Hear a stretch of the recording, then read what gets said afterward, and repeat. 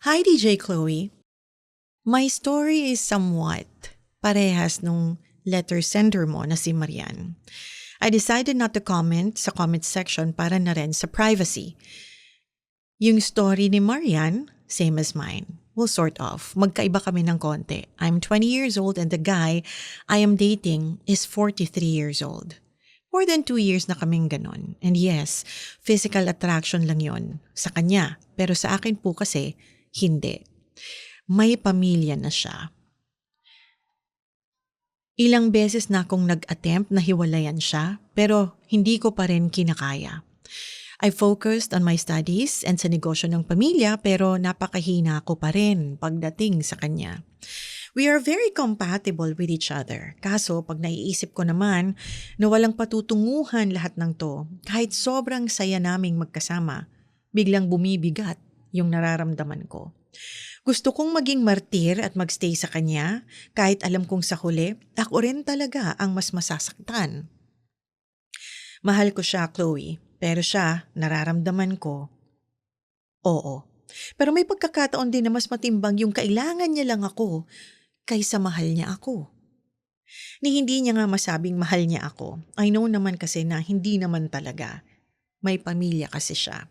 Hindi ko din alam paanong gagawin ko, basta ang alam ko, masaya ako pag magkasama kami kahit konting oras lang lagi ang meron kami. Miss Genesis. Hi Genesis, thank you for your letter. You know what, you're too young to be a mistress. Sabi mo, you're, 20 years old? The guy is 23. Naku naman. Masyado namang inuubos ni sir yung kabataan mo. I feel sad that, you're wasting your youth on someone who is clearly just taking advantage of you. Siguro ngayon, hindi mo pa yan masyado nakikita kasi baby ka pa eh. You're such a baby. Tapos tong lalaki, mama na. Okay, anyway.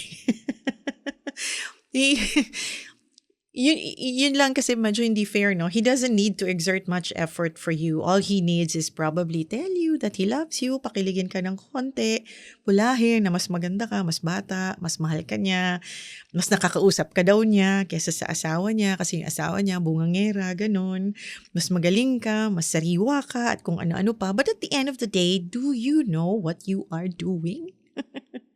You're making him a very lucky person, a very lucky man by letting him enjoy the best of both worlds. He has a wife, to serve him at home, waiting for him, always at his beck and call, and to sleep with him when you're not there. And he also has you to sleep with him when the wife is not available. Diba? He is enjoying the best of both worlds. You're only 20. Do you know how nice it is to date a guy your age or maybe a bit older than you? Get to know each other, talk about things you both can discuss kasi ka-frequency mo siya. Don't get me wrong. I don't have anything against May-December affair.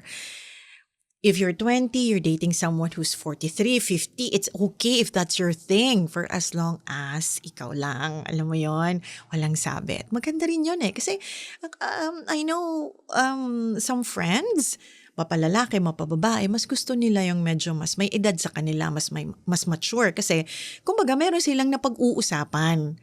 Meron silang, at the end of the day, you have something to talk about, diba? It's also nice kung kaedad mo, wala namang problema dyan. Sabi ko nga, I don't have anything against, dating an older, more mature person for as long as legit, sana na ikaw lang, alam mo yon. Wala kang kahate, wala kang ganitong problema kasi mahirap yan eh. Baka mamaya kasama mo yan sa isang mall, bigla na lang may humablot sa'yo. Tapos, alam mo yon, kinakaladkad ka na sa buhok mo kasi natsyempuhan kayong dalawa sa mo. You don't wanna be viral like that. Who would love to go viral pero hindi sa ganong paraan. And we've seen things like that happen. Diba? The guy is your 20s, 43, is old enough to be your father. Kung mahal ka niya, bibitawan niyan asawa niya para sa'yo. Ganon lang. Diba? He'll make things, he'll make an honest woman out of you. Hindi ko naman kinukonsinte na sinasabi dapat bitawan niya. Pero diba? Napaka-selfish. Napaka-selfish niya lang na gusto niya dala-dalawa kayo. Sabi nila, di umano. biglang disclaimer, mga lalaki daw, 99%, ihain mo sarili mo kahit may asawa, hindi ka raw tatanggihan. Lalaki man yan kasi walang mawawala dyan. Well, mabuking man yan, ikaw pa rin ang lalabas na masama. Kasi alam mong may asawa, pinatulan mo. But it always takes two to tango.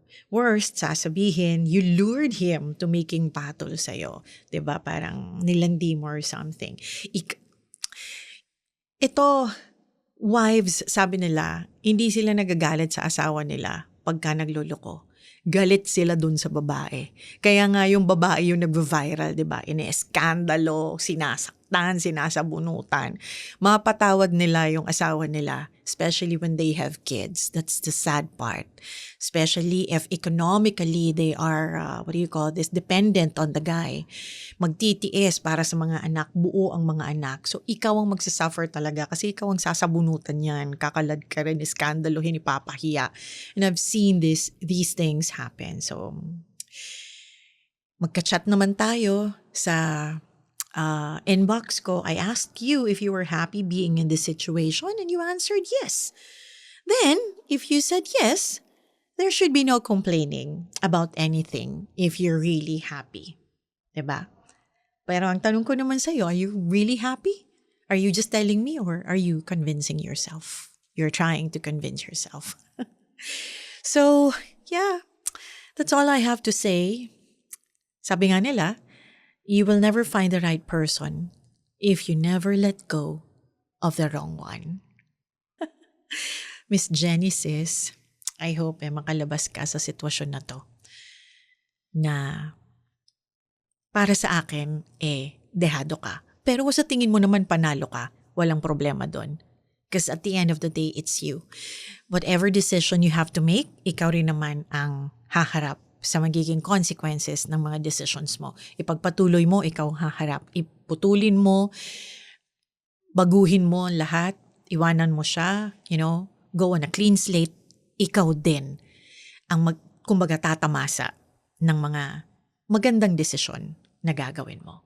So there you have it. That's our Chloe's Unbox for today.